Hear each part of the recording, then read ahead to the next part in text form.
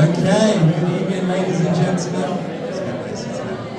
Okay, good evening. Welcome.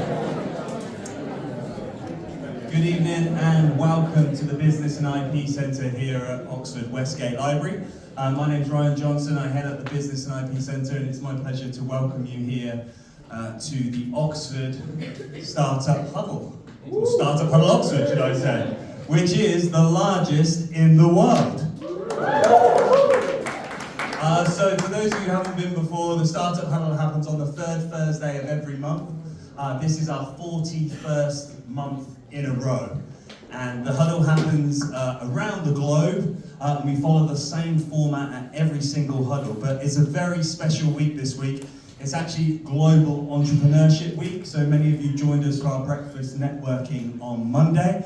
And we also celebrated National Startup Day with lots of other events happening around the UK and the globe. And I'm pleased to say if you do go onto genglobal.org, you can have a look at some of the other events that are still running predominantly we've got lots in Oxford, but also in London, and all of those also taking place in all these wonderful cities that Gen is a part of. So if you're ever going on holiday, or if you're on holiday at the moment and you're going to be returning home, do check out and see if you have a startup huddle in your area, because there you'll find a very supportive ecosystem ready to help you take your ideas to the next level. On that platform, you can also set yourself up a profile where you can connect with like-minded individuals, counterparts, if you're looking for funders, collaborators, investors. It's a great place to start, and there's thousands of individuals on that platform. It was in the email I sent out this morning to everyone, but I'll make sure it's in the email again tomorrow for all of you to sign up and have a look if you haven't already. This is where I have to remember where we are. Okay, so today is going to be a little bit interesting with the tech. I have numerous presentations across various platforms that I will be working on behind me to try and get up promptly for our presenters. But the format for the huddle is that we have two founder presentations, followed by a Q&A with myself, following the questions that are asked to the founders all around the globe, and then it's over to you, the audience, to ask any questions or provide any feedback or solutions to our founders presenting this evening. So, if I've got them queued up correctly, I would like to welcome up our first presenter. Please put your hands together for Ali.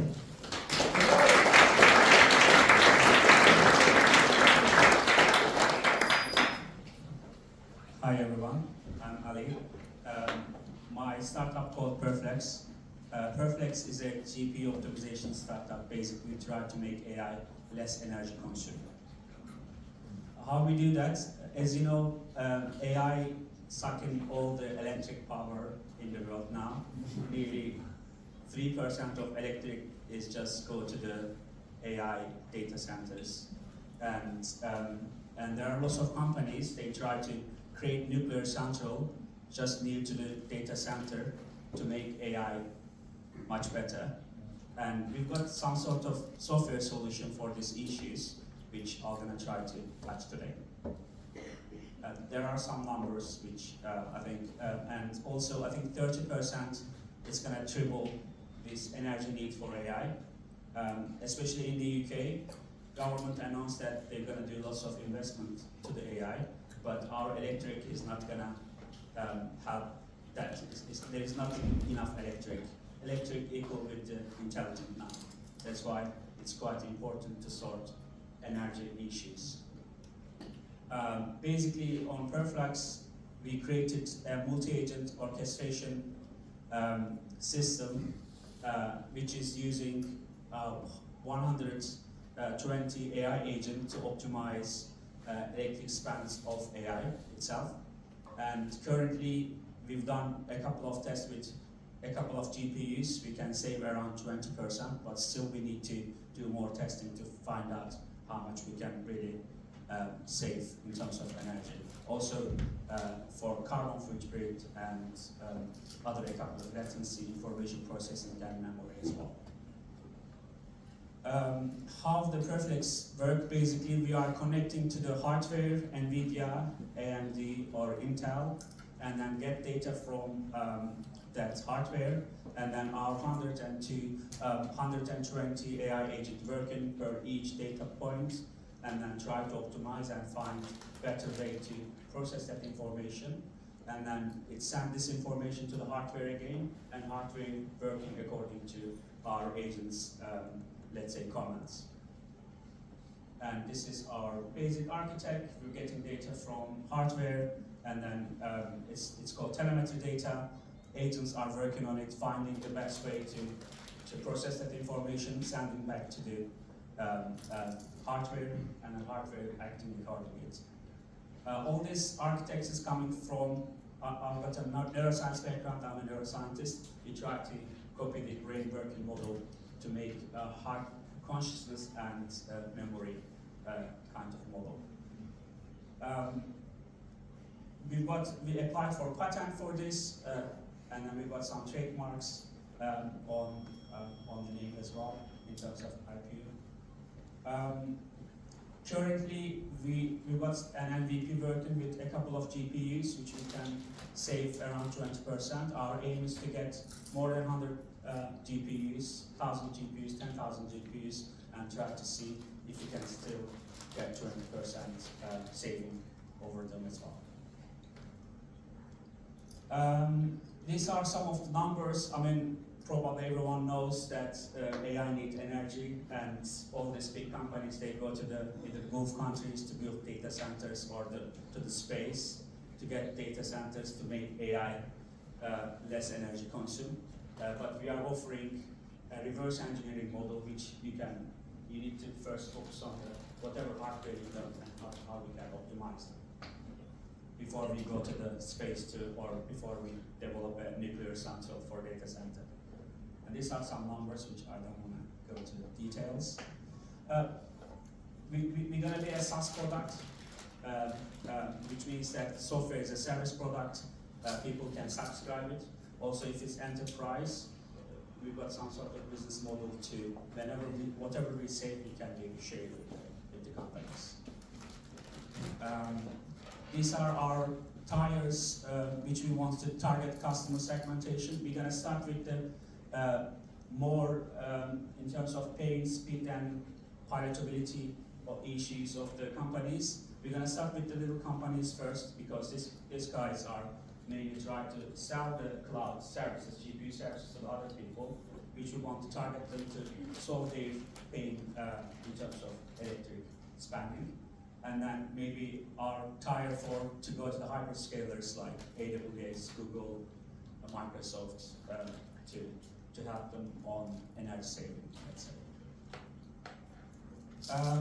These are some of the financial projections which we want to test our GPUs on first years and try to get a couple of customers, and then our go-to-market strategies, as I mentioned, we're going to target tier one first, which is more GPU cloud companies providing GPUs to the consumers and solve their problem first, and then tier two, more AI-heavy companies like OpenAI, and then tier three, hyperscalers. Competitive advantage, there are hardware companies like NVIDIA, they've got their own GPU optimization softwares. We are different than them because we use device agnostic, which we can work 3-4 different hardwares, and NVIDIA, Intel, or AMD. Also, we are cloud agnostic, which we can work with Google, AWS, Amazon, wherever, cloud services on the market. And also, obviously, we are using 120 AI agents, which are very specialized, trained on specific subject matters related to optimization. And there is no GPU optimization company on the market. They use multi-agent orchestration now. We're going to be the first. These are the competitors, basically, NVIDIA, AMD. all of the hardware companies, they got their softwares as well, try to optimize their system. But yeah, none of them are device agnostic or cloud agnostic. This is our team. We've got a hardware engineer, we've got an MBA person, and also we've got some advisors from Harvard and Oxford. Most of our founders from Oxford University over here. On our first, we've got four phases. On our first phase, basically, currently we've got some sort of working product, an MVP. We want to test this MVP with more than 100 GPUs first, and then we're gonna go from there. We are asking 3 million to set up our seed fund. There are some risks as well when you work on the performance evaluation, but in our case, we created some sort of secure model which you can put data into canary, and it's like a sandbox, and then agents can work on it and then optimize it. These are evaluation, I think. Yeah, mainly that's it.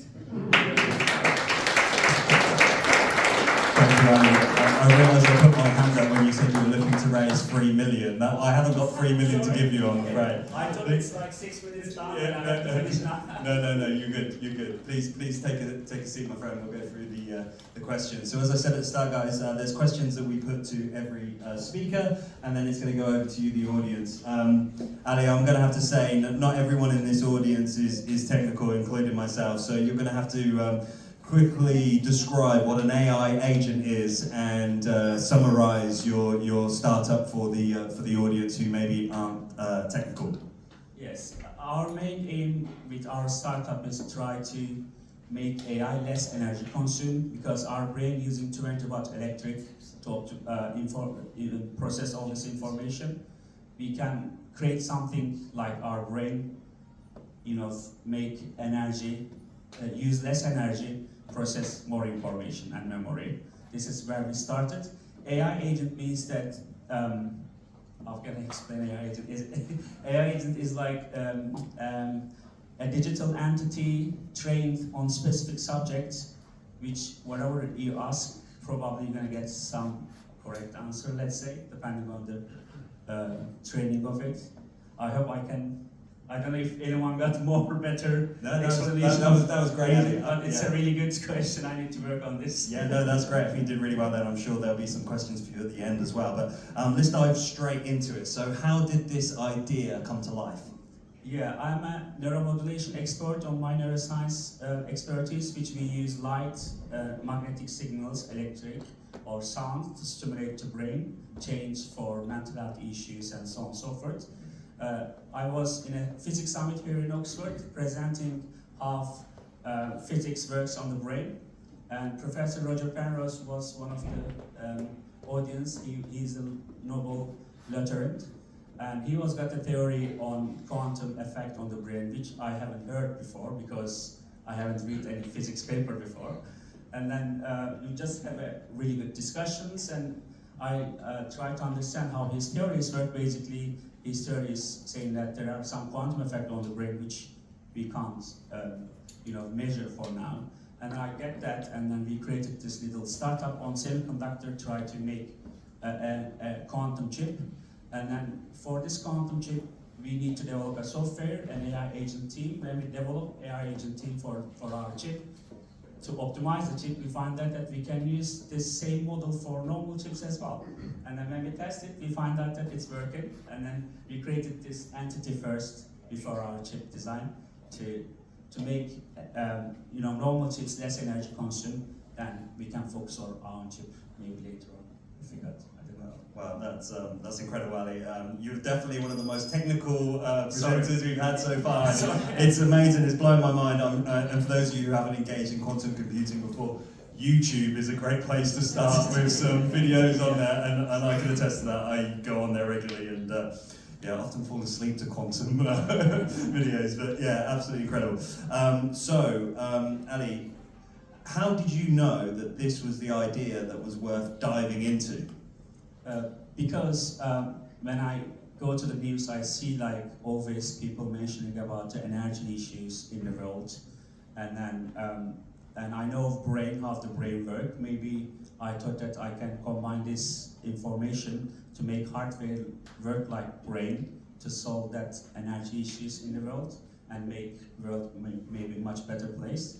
And this is how I started basically.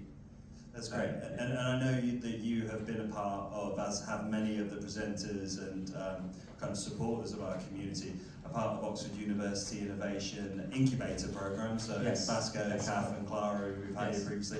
Yeah. Do you want to talk to us a little bit to the resources that you found most useful in this ecosystem on your journey so far? I mean, in terms of AI ecosystem in Oxford, like startup ecosystem is really great. University obviously helping very good, and there are really good different like ventures and also like organization which you can be part of it. And I think being in Oxford is a really good advantage in terms of tech we are developing, let's say, in terms of AI and quantum. Great. So to that as well, about finding useful resources, something that's highly useful to many founders is finding their co-founder, and you have your co-founder here with you this evening. Yes, Will here, from university. And can I ask, how did you guys meet? Was it through your program? Yes, Will was interested into the neuromorphic computing, and then he found out me, and then we discussed. I thought that, oh, this is a really good friends to build this up together, and then we start from there. It's one of the universities. And Will's got a smile on his face, so it's reciprocated, that relationship. Yes. That's good. That's a good sign. Yeah, hopefully. So, personal side of things, how are you supporting yourself whilst you're building this company? As you can see, it's support now. If I put my healthcare hat on, I think dealing with startup drive you in terms of mental and physical well-being, because you have to be in front of the computer all day, every day for 7/24, and try to solve the issues because you haven't got enough research, and you've got just 4 people working on this project, and then that's why sometimes I think physically and mentally it can be draining. But if you be part of the communities like this, you share this like a group therapy now. I think I can talk my issues. My wife throw me the glasses or wherever. It's just like it's just like you getting this mentally support. I think it's really important because it's a long journey run, and that's why it's quite important to get this support. That's great. That's great advice. And I do neuromodulation as well. Just use light to try to put my anxiety down. But yeah. Okay. So with the product itself, did you build the MVP? And to that, how did you decide on what features to include? Yeah, we've developed 120 agents, and these agents can connect with 3 different hardwares and 3 different clouds currently. And for us, there is not much function basically. Our main function is try to sort the energy issue side. But when we work on that, we find that we can work on the latency, we can work on information processing, we can optimize memory, and I've just got a talk with, I think, is it someone else over here. We find that maybe we can use this model for the electric cars to optimize their batteries as well. There are lots of different applications which we can apply.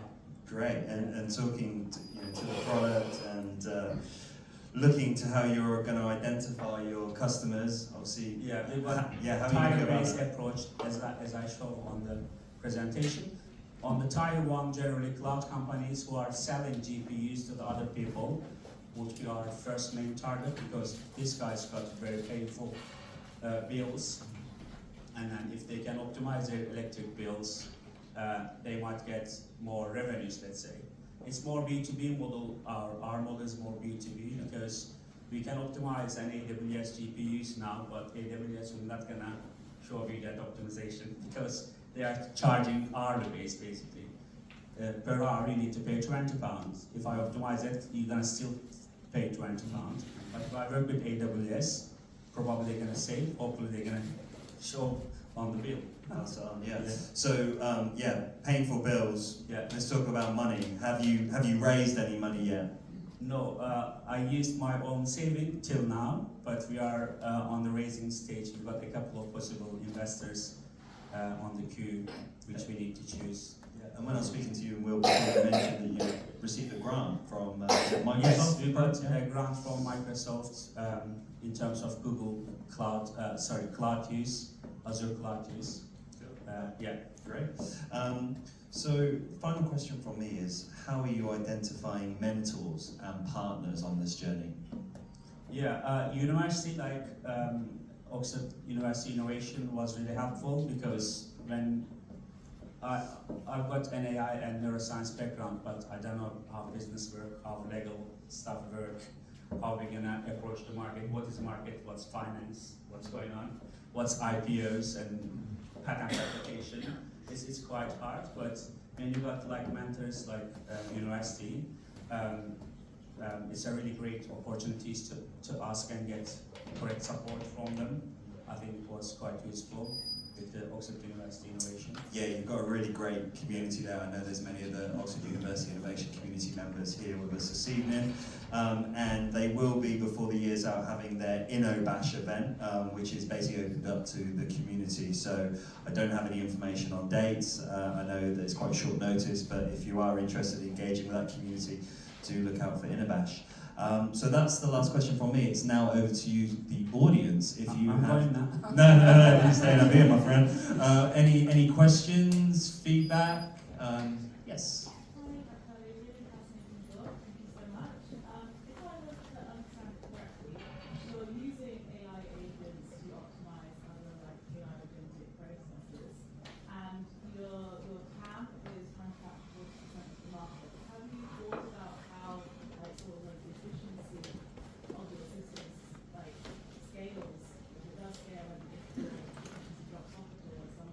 Yes, that's a great question which we are trying to find answer with. If you test this with 1,000 GPUs or 10,000 GPUs, is our spending is going to be higher than our saving?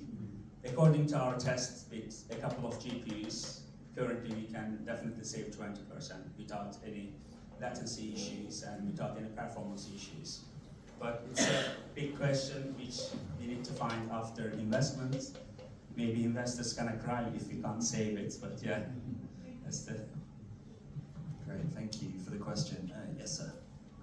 Hi, I'm interested to talk about presentation of AI agents. If I'm correct, you are AI dependent. This whole project is AI dependent, right? Yes, I mean, in some sense, yes, because we need to train the agents, which are AI agents. That's so my question is, as a conservationist, yeah.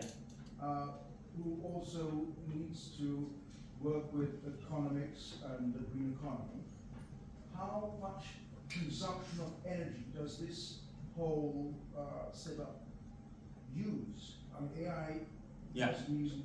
AI currently using 2 to 3% of world energy 2 to 3%. for the data training. Yeah. And how can you make it more efficient? I mean, you're trying to make... Yeah, if we save 20% of the 2%, this is the number which we're going to save, basically.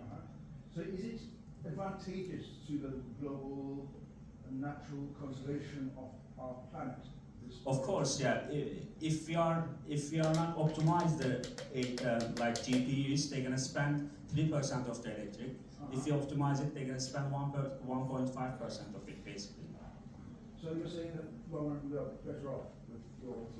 I mean, with current testing, I don't want to talk very, with our current little testing, it seems like we can save 20%, but we need to test with the more power, more GPUs, to see if we can save same amount with the big, like, let's say if you work with OpenAI, OpenAI is spending $100 billion per year for data training. If we can, and also, I don't know how many gigawatt electric they are using for this $100 billion data training. But Sorry, just one question. So maybe you guys can have a bit of a chat at the Sorry, end. okay, No, yeah. that's great. Thank you for the question. There was a hand up this side. Yes, sir. okay. So exciting project. So I love what you said from Matt, when you talk about different types of professional practice. Yeah. Quick question. So what kind of weaknesses or limitations have you identified with the project? I mean, probably one of the weaknesses would be because it's a multi-agent orchestration system. If someone get our product, they might try to create the same model for themselves. That's why we put a couple of very niche algorithms inside. Currently, probably we think that it's not copyable, let's say, in terms of business. But there are some risk on that because it's a software product. And other than that, I think limitation would be, we don't know if we use 100,000 GPUs to test, either our spending gonna be more than our saving. We don't know that yet. This is what we need to find out. Thanks for the question. I did see one hand. Yes, take it from me. Sure. Yeah. So really interesting. How do you actually measure the reduction of power? Yeah. So you don't just put a meter over the Yeah, basically yes. Yeah, we got pre-data, which is like normal all the data points in JSON format when we connect with the APIs into the AWS, and then after that we plug our product in it, and then a couple of hours later we getting the post data and compare them and see how much we save. Thanks for the question, Peter. Okay, I'm afraid for the sake of time, that's it for questions, but Ali, you're going to be around, and Will at the end. We'll just run it now. We'll be around at the end to take any questions. We've got plenty of time for networking. But there is one question that we put to all founders who present, and it's what can we as a collective community do to help you guys? I mean, would be good to have some connection who got more than 100 or 1,000 GPUs. If any data center guys over here, would be good to work with them, basically. Or £3 million. Or I mean, we got investors, but yeah, it would be good to have some partners. Yeah, so contact centres and any Yes. introductions to investors and conversations like that. Yeah. That's great. So if everybody can join me in putting your hands together for Ali.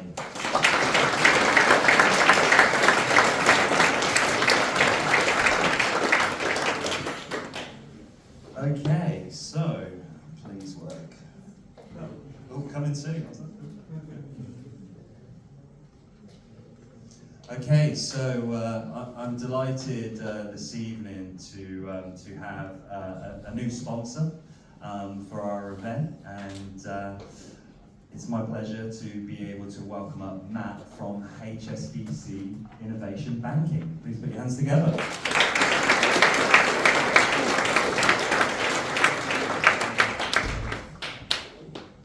Hi everybody, my name is Matt Gaisley. I am the Regional Director for Oxfordshire at HSBC Innovation Banking. Some of you may have never heard of us before, and that's totally fine. You've got the merch, so you can kind of get the brand out there across Oxfordshire, but we are the UK's leading bank for innovators, high-growth VC-backed companies. We also bank and work with the VC industry and the PE investors as well. We've been doing this 20 years in the UK, and previously we were Silicon Valley Bank up until March 2023.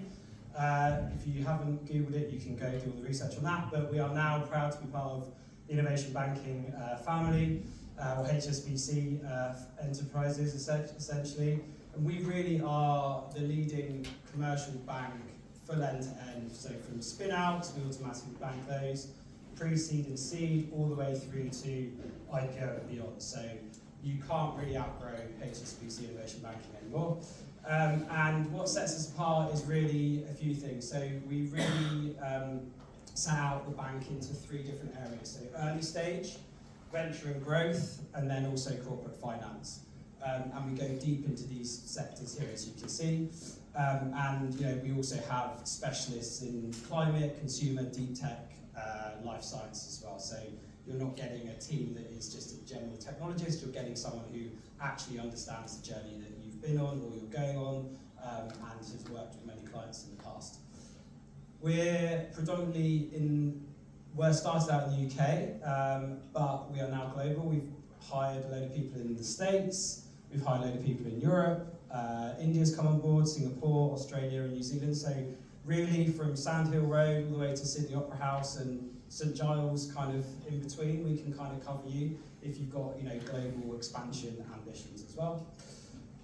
We work with the ecosystem and we have really great partners with Founders Forum, and our team's just out at Slush meeting lots of people in the ecosystem as well. We're going to be doing a lot of stuff in Oxfordshire, I will be, so look out for that. And we also do a ton of reports and insights. So we have a quarterly UK innovation report that comes out from the Deal Room each quarter. That's coming out in January. State of European Tech with our friends at Tomaco just launched yesterday. And also Deal Room launched the European Spin-Outs report today. So there's loads of information, there's loads of free insights and data so you can get up to speed on what's happening on the UK tech ecosystem. And again, like I said, we do a little bit more than just your average bank. We really kind of sit at the heart of the ecosystem, connecting founders, startups with investors. So we can kind of make those introductions. We have a really kind of heavy lobby, public affairs team, courtesy of HSBC, which is great. And we work with a lot of universities and corporate venture, corporate companies as well. So a few examples, we've kind of tried to get our fintech clients or SaaS clients into HSBC partner network as well. So it's a lot of value add we can bring to the table if you're looking to scale and grow. And don't just take it from me, we've got one of our clients here that can kind of give a bit of an overview of how we help and what they're doing in the climate tech space as well.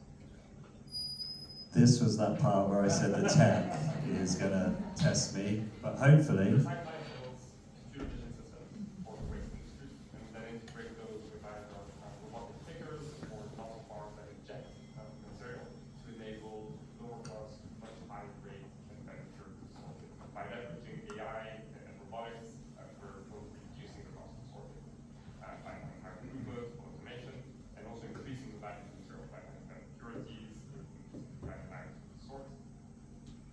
Sustainability is at the absolute core of recycling, driving massively turning the world's waste into resources. Recycling just moved to this massive new space here in London in Stratford. We have 3 huge warehouses. One is our offices, we have a huge manufacturing hall, and the most exciting of all, a whole test center that will allow customers from all over the world to spend several tons of raw material and come see how we We were a UK business, but we're very much a global one as well. A lot of our customers are across Europe. We're also dealing in the industry of large industrial goods, which means we're part of banking. One is cross-border transactions. Another thing we find a lot is bank warranties. We also did raise the crisis management in our Series A, so we get best interest rates. It's super important for us that innovation in banking turns us all the way from C to Series A, Series B, eventually fulfill the IPO, and have that ability to connect us to a whole range of stakeholders. If I were to summarize innovation banking in 3 ways, it would be relationship management, global reach, and ecosystem connectivity. That's not a thing at all.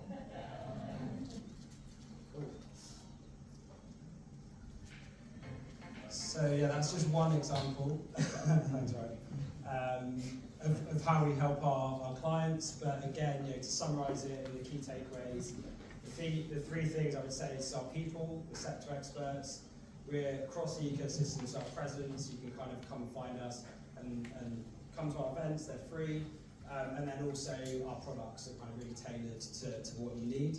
I'm based in Oxfordshire, I'm here 2-3 days a week, so happy to meet for coffees, come and meet your offices if you're in that space.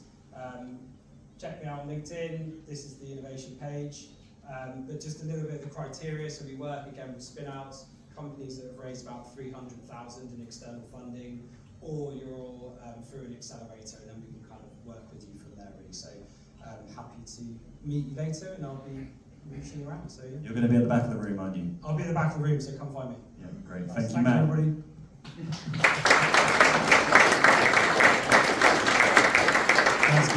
he entered the ecosystem a couple of weeks ago, and in that time he's been around to a lot of the key players in the space. So we're really fortunate to have him here as part of Oxfordshire. So thank you, Matt. So now we give community members the opportunity to come up and have a few minutes with the audience in between our founder presentations. So it's my pleasure to be able to welcome up our next speaker, Mike Foster. Come on up, Mike.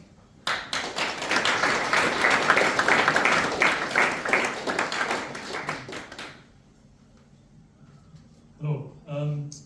So I'm lucky enough here today to talk about launching my new book. I was here to launch my first book, which will be in draft for a little bit later, in one of the very first startup huddles, probably the third one when we're here. And I said when I was lucky enough to launch my new book that I wanted to be back in Oxford. I'm based in Oxford, so I wanted to come and share this story with you. So just to give you a bit of context about myself, I know I don't look this old, but in the 1990s I was an area manager for a high street bank for the startup market, and then I got headhunted by South Oxfordshire Leisure to do a spin-out of the leisure facilities of South Oxfordshire District Council. After that I decided to set up my own companies, had 6 of my own companies, quite diverse, but I have a strategic sort of brain in me that enabled me to build very diverse businesses and get good people around me. I've now been a coach for 14 years after selling those businesses. One was an accounting and bookkeeping business that I sold, another was an indoor soft play centre that I sold. So I've been coaching now for about 14 years, and I was lucky enough that the Financial Times approached me to write the startup guide. So rather than hold a small book, I thought I'd come and hold this book.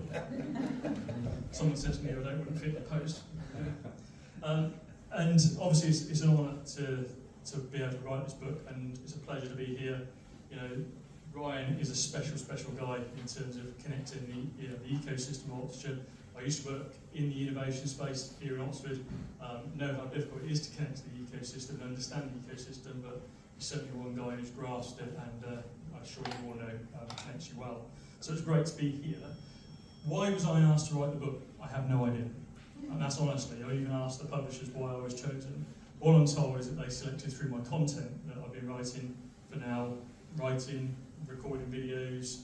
We've got better experts to talk about that in a while, but I've been writing a lot of content to supporting startups over the years. And the thing that differentiated myself to other options was the first chapter is all around entrepreneurial mindset. There's a lot of books out there that talk about the standard things, finance, marketing, sales, building a great team. But the first chapter is all about building your entrepreneurial mindset. And those that have been on the journey, those that are on the start of the journey, will know that it's not a straight journey from A to B. And hopefully it's an important chapter that's going to change the statistics. Because we all know, unfortunately, the statistics in the UK aren't great for startup success. And I'm certainly one that's on a mission to try and change that. So there's the QR code if anybody's interested in grabbing a copy of the book.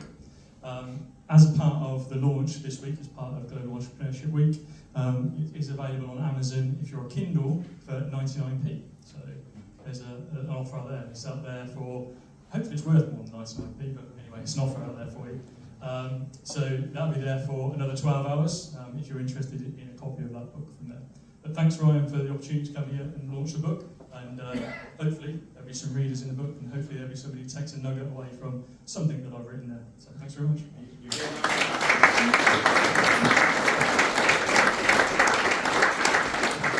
That's pretty awkward to manoeuvre with, isn't it? Thanks, Mike. It's great to have you with us once again. And you're going to be hanging around at the back, aren't you, to answer any questions and chat with you? Yeah, perfect.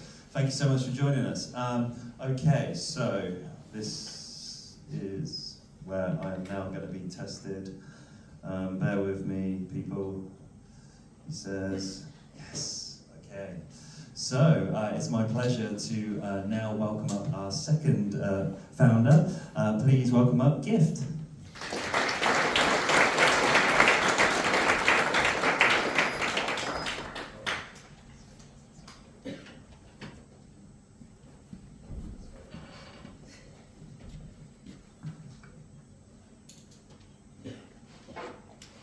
If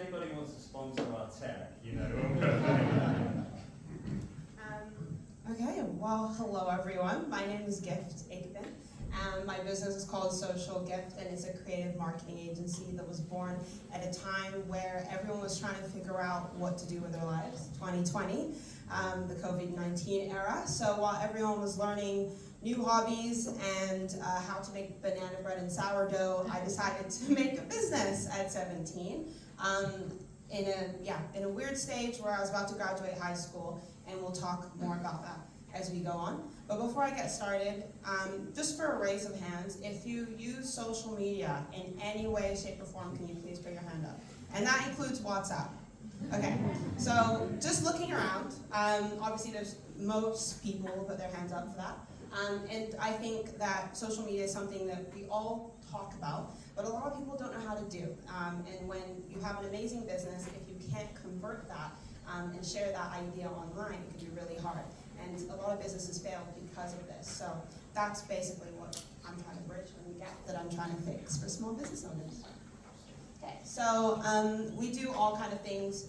So creative design, content production, social media marketing, consulting, branding, and as you can tell from the accent, I'm not from here, but short story long, or long story short, I was born in Belgium, so I'm European passport, and I then moved to England at a young age, so I did have a UK education until the age of 13, and then moved to the big city LA, that's where I stole the accent from, and then I moved to Canada, and that's where I started film, and learned a lot about the film industry, acting, and that's where I got that creative director in me.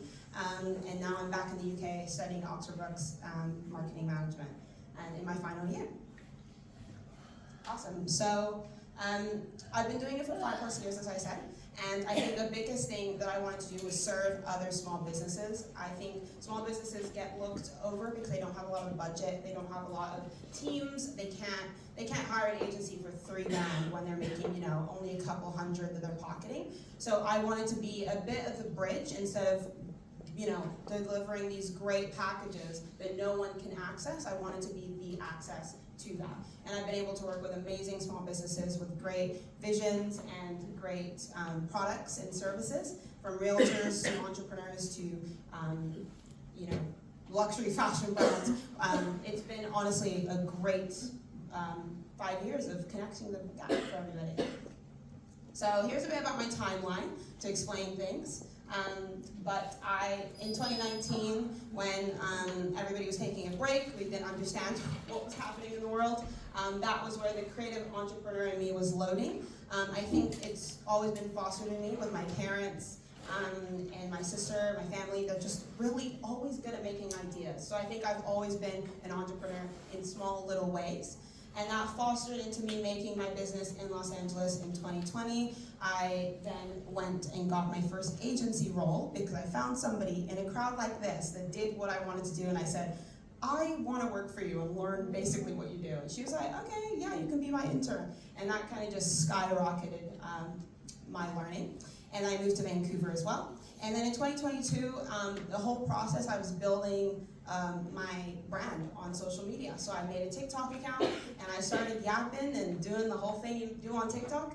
And some people actually seem to care. So I, help people understand social media, dumb it down, and also explain all the resources you can use for free or things that you can do without breaking the bank for small businesses who can't afford me or they can't afford other agencies.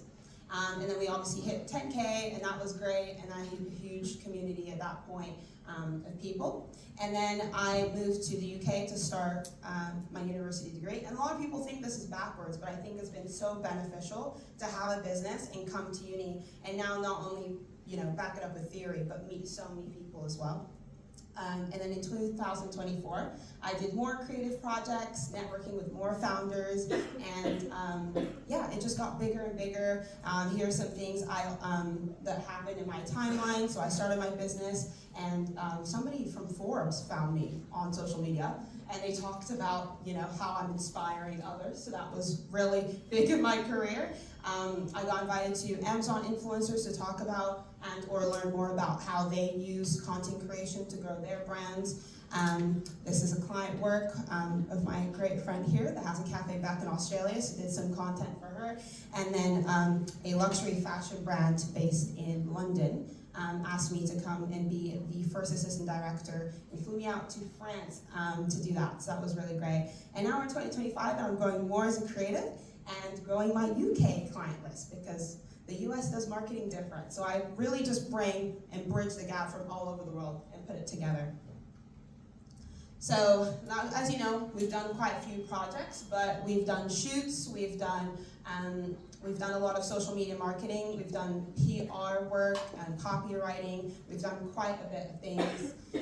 And what's next for me? I am expanding, like I said, my UK client base, so looking to help more businesses, more entrepreneurs in the area, and I have been able to do so.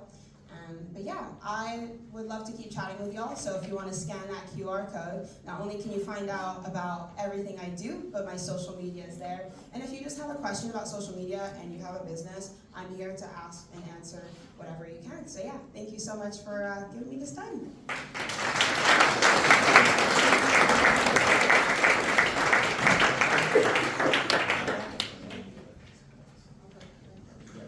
Thank you, Gift. Please take a seat.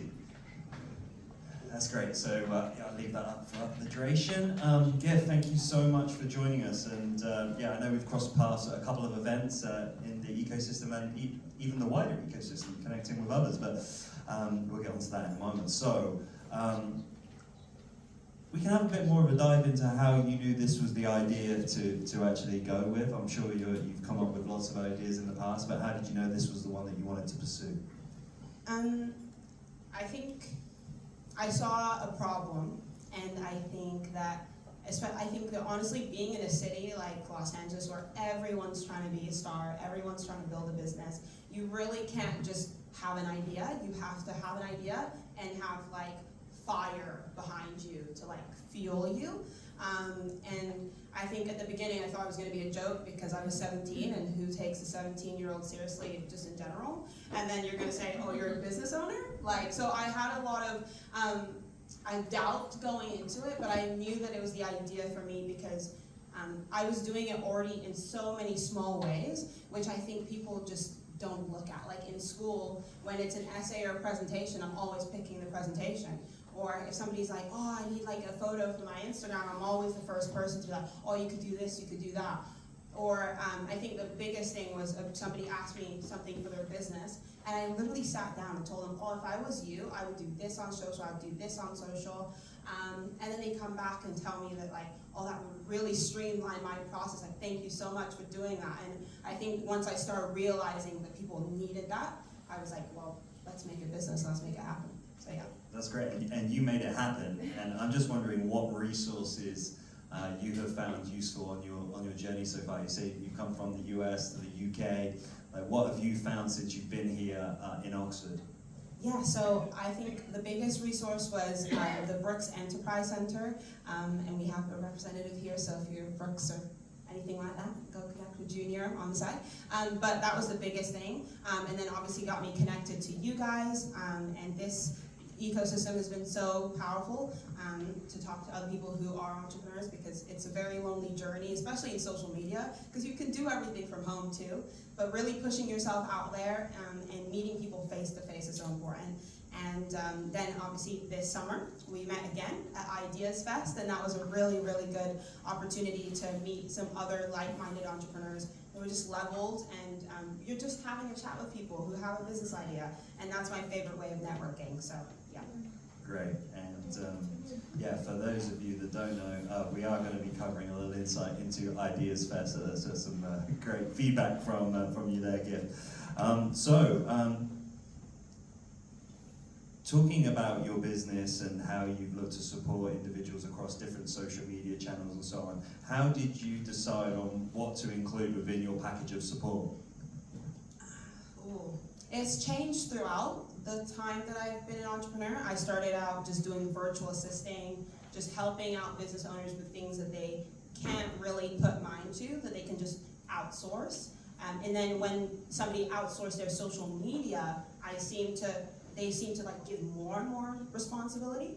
And I realized, oh, it's not like the virtual assisting part. Like, I think the virtual assisting was just like an umbrella term, but what you really need is social media management. So I'm like, let me just do that. So that's how it built, and it grew from social media management, doing everything, understanding it, but also explaining it to my clients. Like, a lot of them just didn't understand what I was doing. So I think from a different approach from an agency, I think I'm also explaining what I'm doing. I'm explaining why we do certain things, which a lot of my clients have found helpful to then, understand what's going on, because now they are more versed at social media as to when before.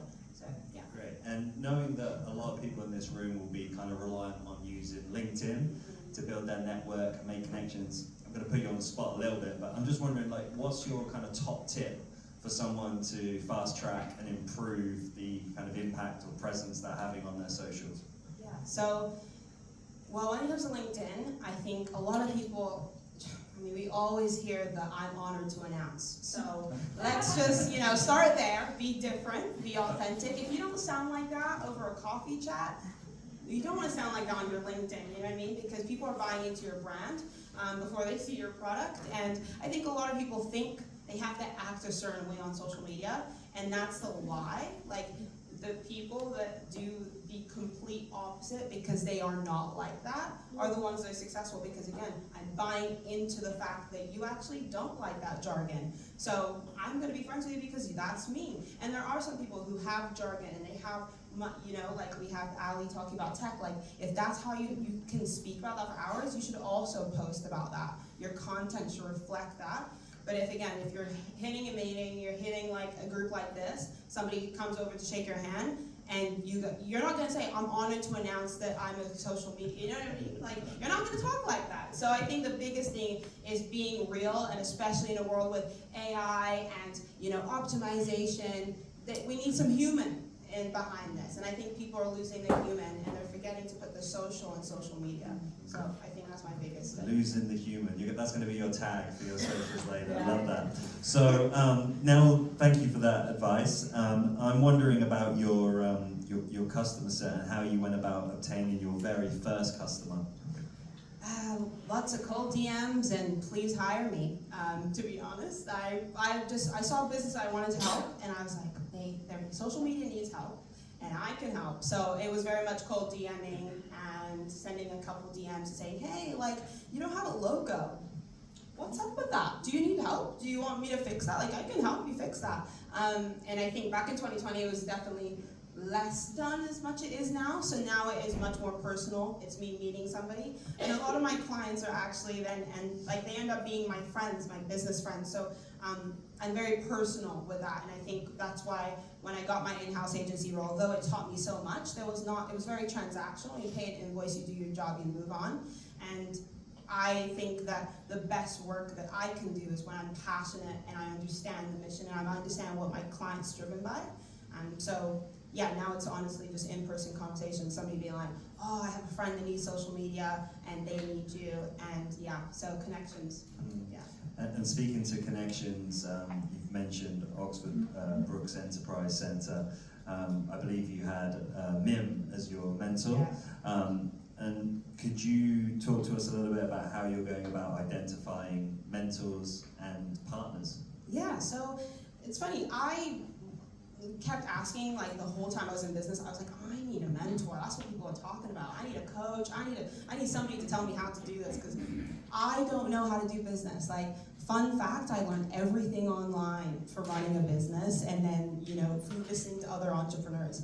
So I think, yes, when I joined the Enterprise Center at Brookes, Mim was a big factor in that, being able to just talk to somebody that has a startup, had a startup, knows the struggles of the beginning, and just be able to bounce ideas off of is so important, but also just reaching out to people in networking groups that I don't want to be in rooms where I don't know everything, and it doesn't mean that I need to be in rooms with other marketing CEOs.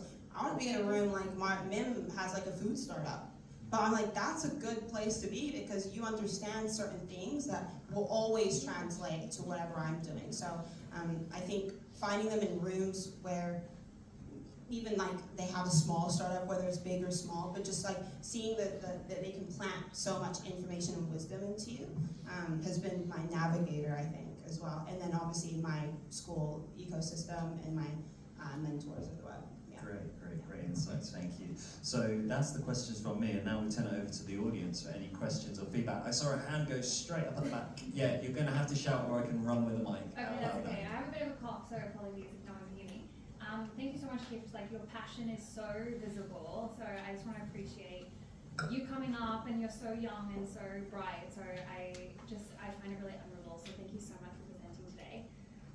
We have an AI tech startup, and I think I'm a little bit confused about what your offer is and your sort of approach to social media. I think I really liked what you said about, you know, bringing the human and the social back, but I'm curious, like, why should we hire you, or why, like, I'm just a bit confused. First of all, thank you so much. I have a huge passion for anything creative.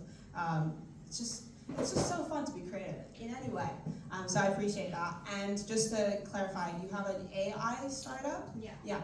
And you're wondering if you should do marketing, or what's the point of it? Yeah, we're just wondering, like, what do you offer, or are you offering anything to small enterprises in Oxford, and what is your approach?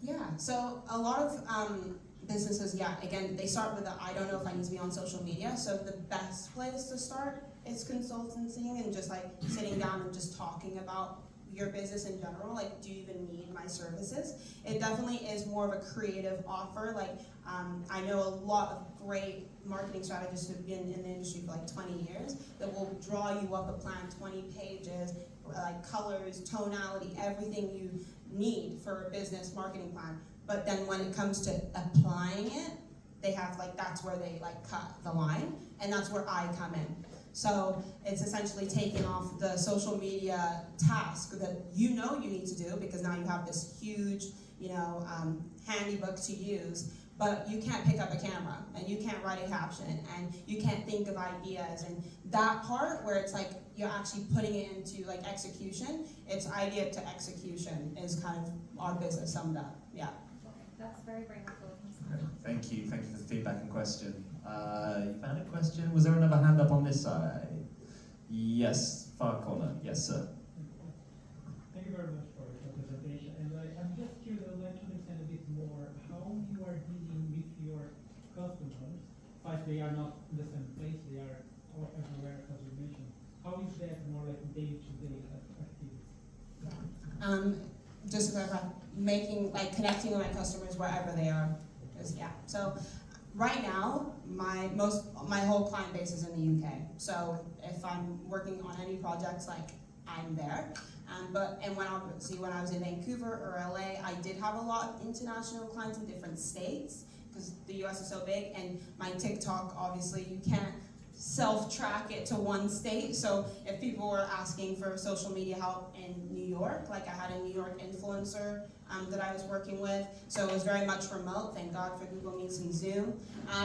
But yeah, so it's still the same personal effect. Like, I'm still meeting with my clients multiple times, as much as they want to. And then obviously I have some clients that don't have time, so they're like, meet me at the end of the month and tell me what you've done, kind of thing.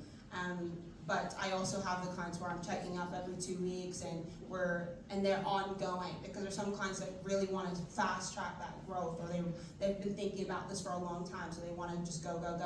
So yeah, that's how I work with all kinds of clients, but it's very much based on the person, and because they're my friend essentially, I'm always here to work with them and not against them. So yeah. Great, thank you for the question. Quick question this side, we've got time for? Yeah, so I think you're a bit clear. In terms of proposition, right? So you're obviously working with multiple different types of clients. How do you keep the idea generation unique so that you don't start to replicate the same kind of content depending on who you're working with? Yeah, that's a good question. I think the biggest thing is not saying yes to every client. Honestly, when I started, it was very much, yes, oh my gosh, somebody wants to hire me, and I was so excited, and that's why I have a portfolio that has so many different people, and that's great to start. but now I'm very much selective with the different businesses. I'm making sure that I have the right tonality. You know, I've had clients that they just need the basic of like my creativity skills, and I cannot put a cap to that. And they're like, this is a beautiful post, but can you just like make it less fancy? Like, it's a little too much. Like, just put our logo and, you know, a couple words and move on. So to that question, it's easier because I'm selective now. And there are agencies that they have way more clients than me and have higher package rates, but they do copy content. And you will never know because you don't follow every single one of their clients. But for me, it's like, I think, an integrity thing, and it's really hard for me to do that willingly. I think I hold a lot of belief and faith in that, and I wouldn't be able to like put it out. I can't go to a client meeting and say, yeah, this is a great idea, and also this is a great idea for you as well, you know? And they're like, didn't you just recommend that to the food business? I'm like, yeah, it's fine, same thing. Social media, same thing. So I think there's a lot of integrity in that. So, and learning, I really like deep dive into it, and that's why I have to be passionate and understand what they're working for, because I literally become another hand in your business. So instead of having a whole marketing team, I am the marketing team, and then we just combine powers to, you know, get to your goal. But yeah. Thank you for the question. I'm afraid that's all we have time for the audience questions, but we have got that final question that gets asked to everyone is, what can we as a community do to help you? Yeah, okay, well, first of all, connect with me on LinkedIn and let me know what you do. I just like to know, like, other entrepreneurs that are in Oxford or in England. Like, I just love meeting more people. And I think my biggest thing is that 2026 is coming up, and I'm opening my client books for then. So if you know anybody who is in need of social media management and would rather a person instead of an agency of 500, hit me up. Yeah. Okay, so please join me in putting hands together.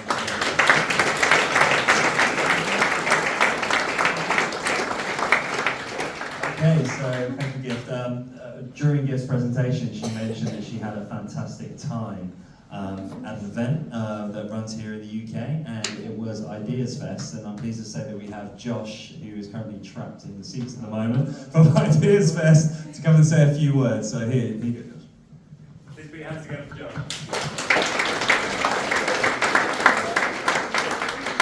Thank you very much.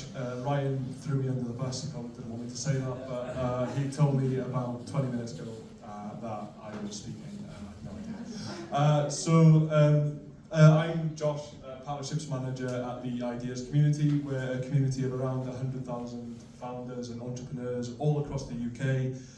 We've built that up through a huge range of awards programs, so everything from the UK Startup Awards up to the Great British Industry Awards, which are for 20 to 200 million pound annual revenue businesses, as well as the fastest growing companies, which will be an event that we're hosting next week. Ryan was at one of our events this week, which was 1,200 people, so the Great British Entrepreneurship Awards earlier this week, and you may have seen his post on that. But I'm not here to talk about that.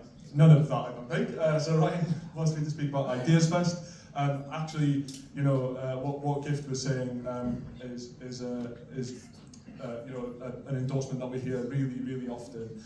Ideas Fest is a business festival, so relatively similar to a conference, but we do it in a field. It's a bit more relaxed, a bit more fun. We have some live music, or lots of live music, lots of partying, but also you know, lots of business gets done. So in 2024, we tracked £4 million worth of business at Ideas Fest over 2 days.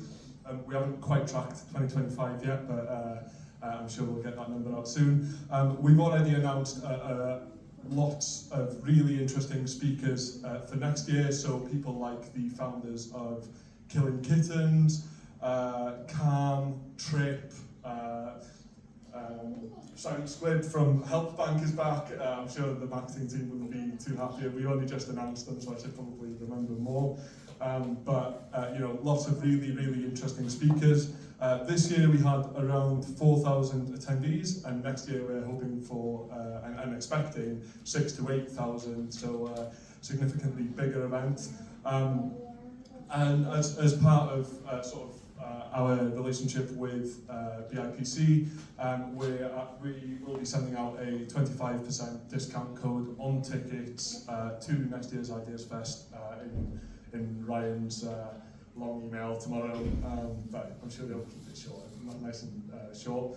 And we'll also be putting one ticket into the raffle as well for Ideas Fest for next year. I'm not sure. That's what else perfect, I was Josh. supposed to That's say. perfect.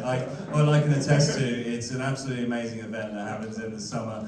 I found myself chatting with Daniel Priestley, which was pretty insane. Most featured on Stephen Bartlett's podcast. Moshi Monsters founder Simon, can't recall his name, one of the Dragon's Den judges. As a result of it, we're going to have some celebrities coming through to the Startup Huddle in the new year, which I won't spoil and announce now. But we built up a great relationship with the organisers of the event, and I highly recommend it as an event to go along to in the summer to meet the wider UK ecosystem. And it's a really fun event, in addition to meeting loads of amazing people and learning lots of interesting content. So Josh, thank you so much for joining us. And you're going to be hanging around at the back at the end as well to have a chat with anyone who's got any questions. I do have a little trip back to Cardiff in a minute, so I will be for a little bit, but yes, I'll be heading home, essentially. Sorry, the one thing I should mention is all of these celebrities are in the field as well, so you can go up to them and speak to them. I wasn't stalking them, Josh. We have a great community here for them to meet. That was what I was saying. Okay, thank you, Josh. Please put your hands together for Josh.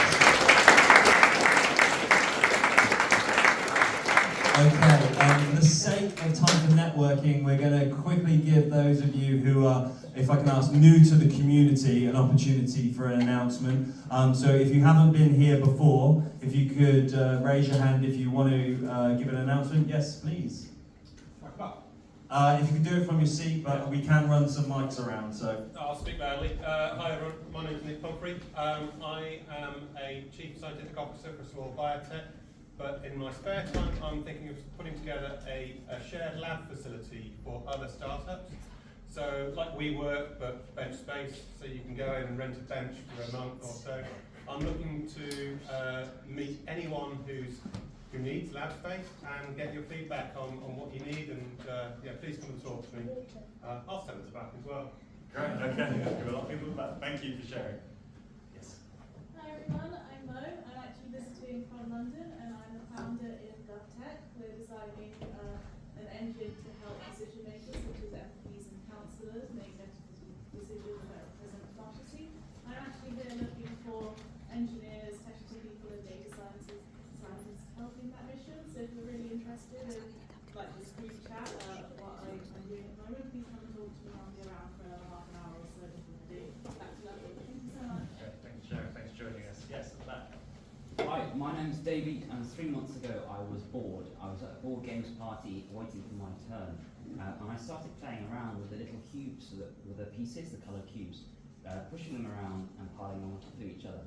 And I realised that if I had an additional cube on the side of a 3x3 grid, I could reshuffle the entire cube with just that piece, moving it one move at a time.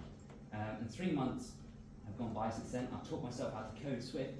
And I've released my first app on the App Store. It's called Tezu, T-E-Z-U, from the Latin for Tesura and tile. It's free on the free plan. There's a paid plan as well, but just trying to find my way. But yeah, so if you like logic puzzles, T-E-Z-U on the App Store now. Thank you very much. Thank you for sharing. Thanks, Amy. Yes.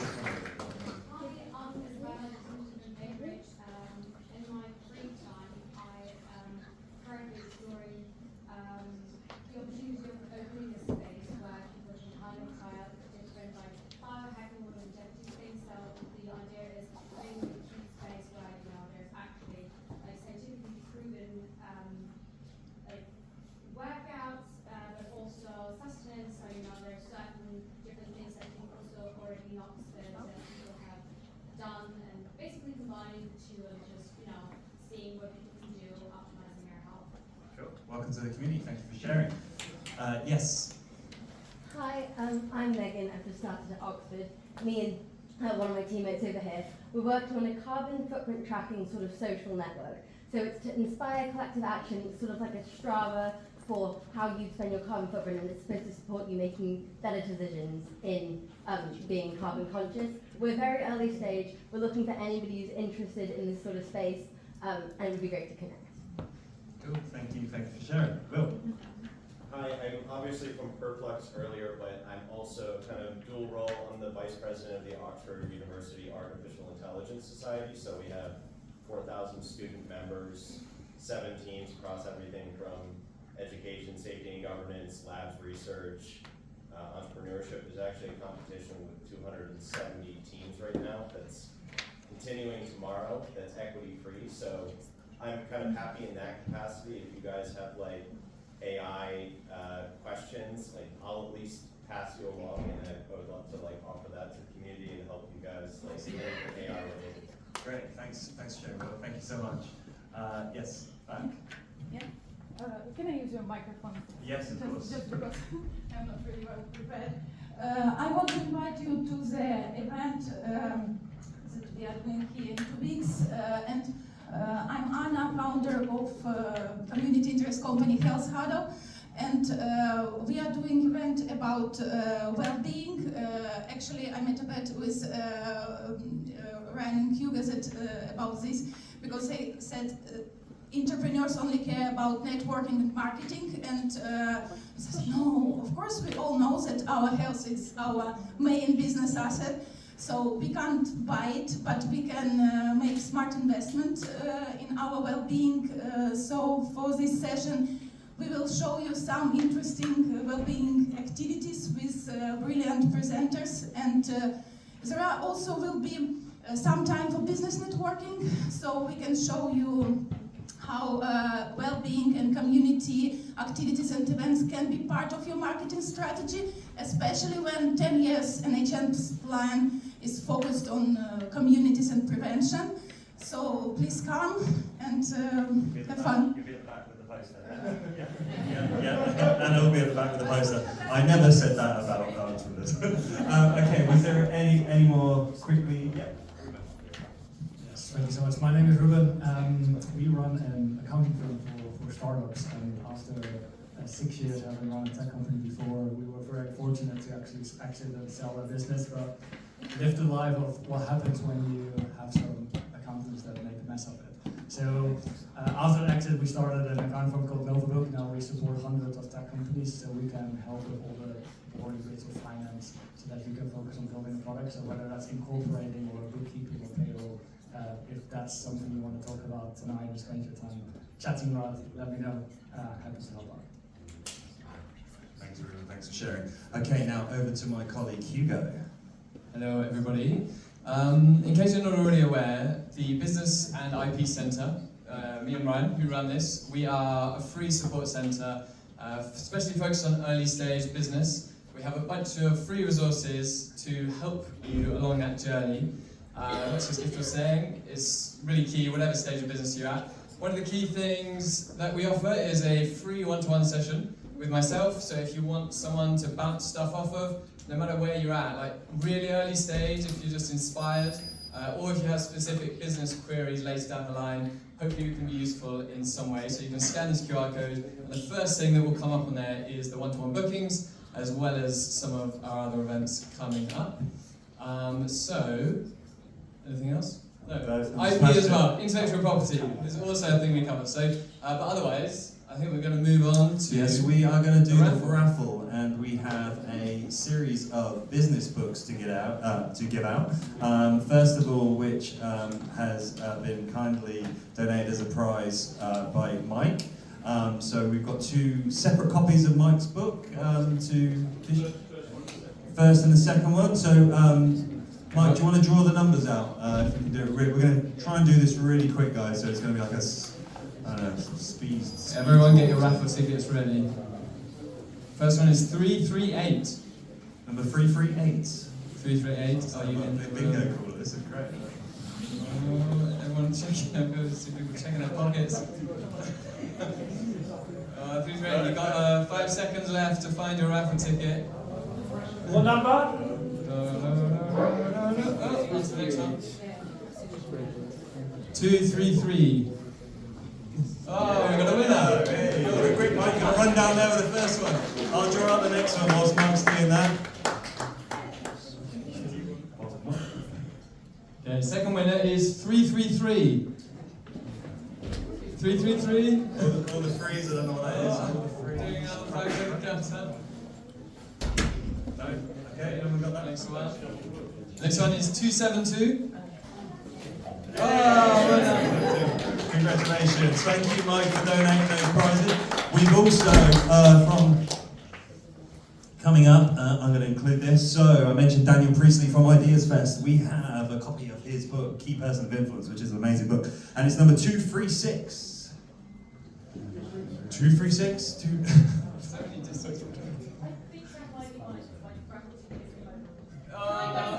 You go, we'll trust you. Right. Okay, and the next book I have is Like from community member Bob Goodson, who is founder of Oxford Entrepreneurs. He's actually giving a talk next week before the Oxford Side Entrepreneurship Forum. I'll include that in the email going out tomorrow. But he's donated this book, and it's number 278.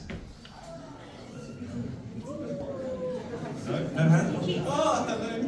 Yeah, is that a hand, Alona? Yeah, okay, Alona. We're going to check that down here at the front. Okay, and we're going to move on to the next one. So, for those of you who remember, we had Jenny Wood, who came through and gave a talk. Jenny is an amazing, inspirational person who has worked for some of the large corporates, including Google and others. Number is 270. Yay!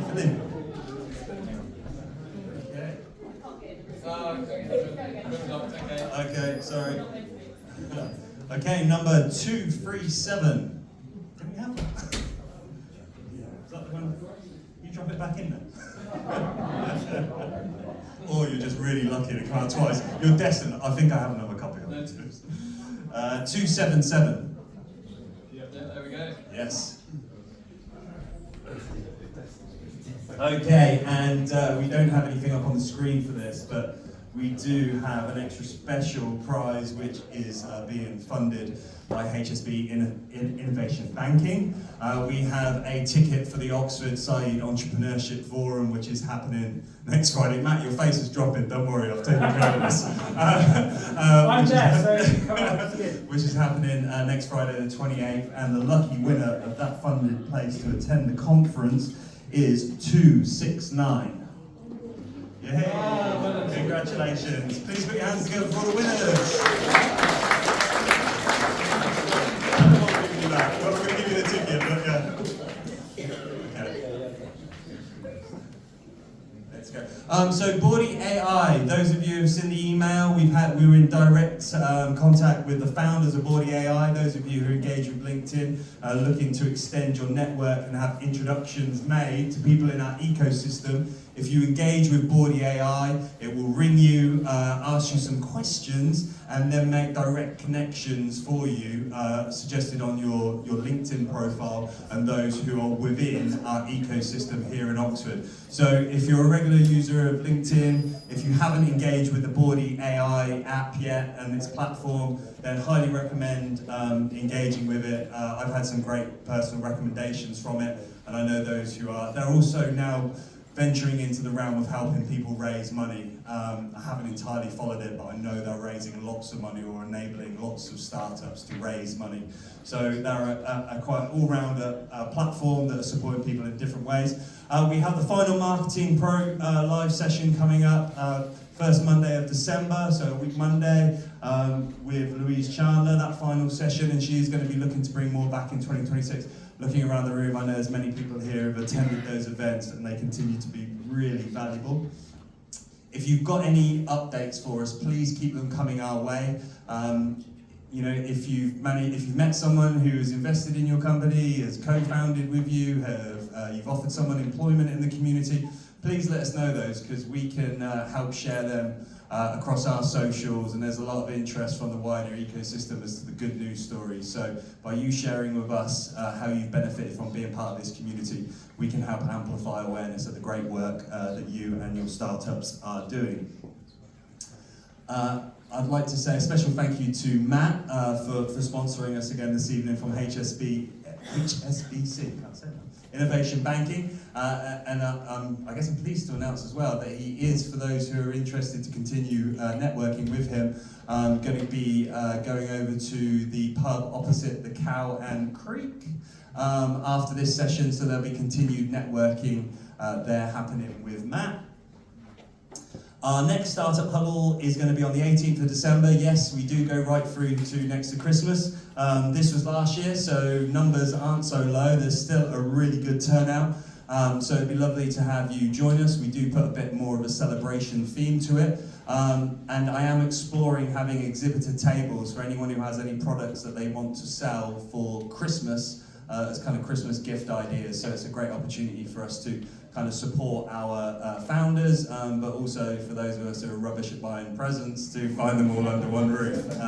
So that's available there if you want to speak to me about that, or email bipc@oxfordshire.gov.uk, the email address that you'll receive the emails from tomorrow. We can get you on that list to exhibit as well if that is of interest to you. That is it from us. We have gone majorly over on time this evening, probably the worst we've ever done, but such is the amount of information and opportunities that we had for everyone. We will be able to stay in this space if everyone promises that they will get out at 8:10. We will be able to stay until that time. That means like out of the building. The guys here at the library are fantastic, the security staff, but they are meant to close up at 8, but I will get us an extra 10 minutes in the building. But as soon as we give the shout, everyone can move out. People do continue to network out the front, and obviously there's Matt's offer of going to the bar opposite. So if you could all join me in putting your hands together for our presenters and our founders this evening. Thank you to everyone who's joined us, and we look forward to welcoming you next month. Enjoy the rest of your evening. Thank you.